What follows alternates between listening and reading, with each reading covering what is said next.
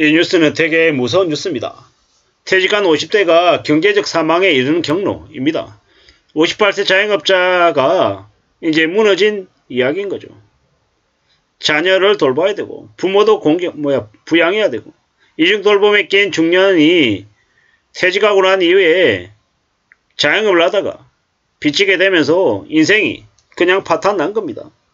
그러면 그 가장의 어깨만 무거워지는 게 아니라 자식들, 부모들, 자기 부부들 모든 인생이 다 싸그리 그냥 무너진 겁니다. 이런 일들이 우리 주변에서 생각보다 많습니다. 라면도 못 먹는다, 밥을 굶는다, 뭐 걸어 다닌다, 뭐 이런 얘기들을 그냥 그냥 짠돈인가 보네, 이 정도로 얘기하는데요. 실제로는요 매우 심각합니다. 우리가 잘 알고 있다시피 코로나 팬데믹 이후에 자영업자 대출이 1000조가 넘어요. 1000조가. 문재인 정부 때도 계속 유예 계속 밀어주기만 했어요. 원금뿐만 아니라 이자까지 유예해줬어요. 그래서 겉으로 볼 때는 매우 건전해요. 근데 실제로는요 엉망이죠. 그렇게 밀어주고 또 밀어주는데도 그래도 지금 현재 파산하고 있어요. 내몰리고 있다고요. 아예 못 갚겠다고요. 그러고 지금 있는 상황입니다. 참 무서운 얘기죠. 충격적인 얘기입니다. 앞으로 어떤 일들이 계속 벌어지겠습니까?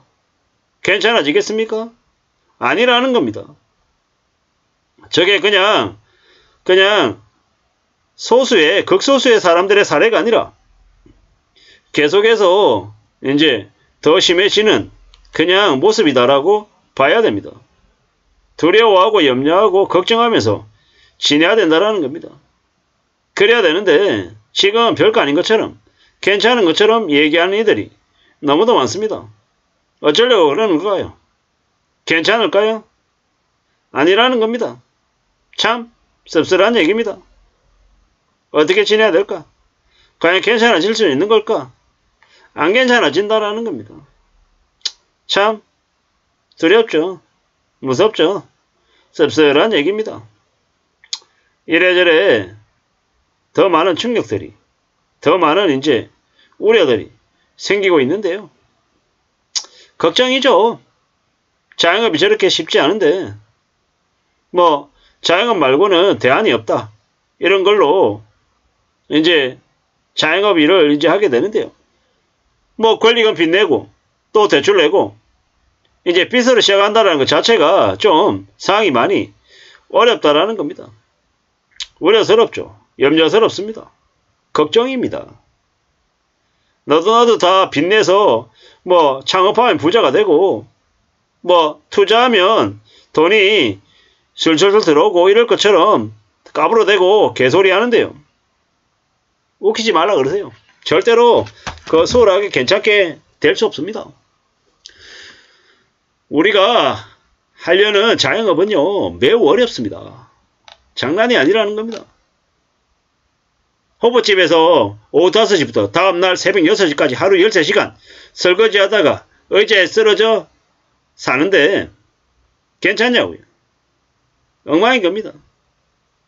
그나마 장사라도 되면요 저렇게 힘들어도 버티는데 어떻게 되겠습니까? 그냥 엉망되는 겁니다. 이미 이제 자영업자들하고 저소득층들은 벼랑 끝에 내몰려 있답니다. 2024년 지금 현재 볼 때 1052조라는데요. 자영업자 대출 연체가 1.24%. 겉으로 볼 때는 연체가 별로 아닌 것 같지만 저거 상상을 초월하는 금액입니다. 뒤에 숨겨져 있는 숫자가 어마무시하다라는 겁니다. 2023년 3월 말 기준 소득 하위 20%의 평균 부채가 2천만원, 22% 늘었다는데요. 충격입니다. 충격.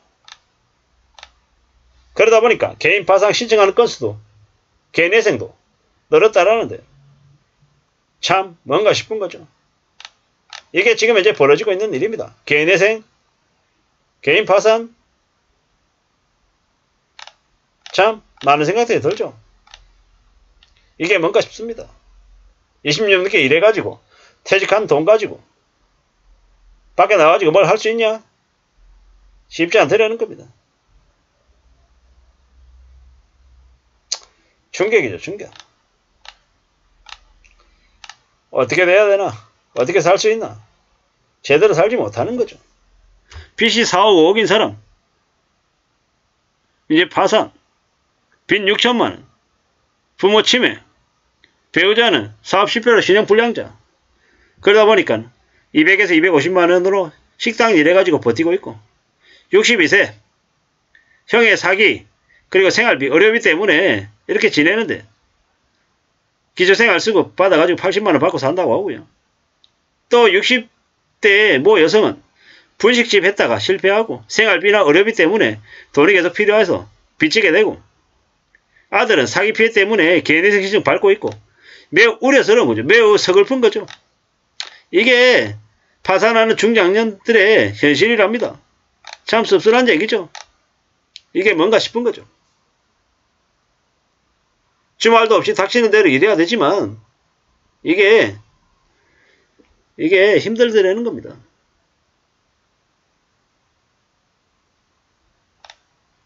돈이 없어가지고 쌀이 떨어져서 아는 언니네 집에 쌀 빌리러 갔다가 돌아온 적도 있었답니다. 참 씁쓸한 얘기죠. 이게 현실입니다. 이게 서글픈 거는요.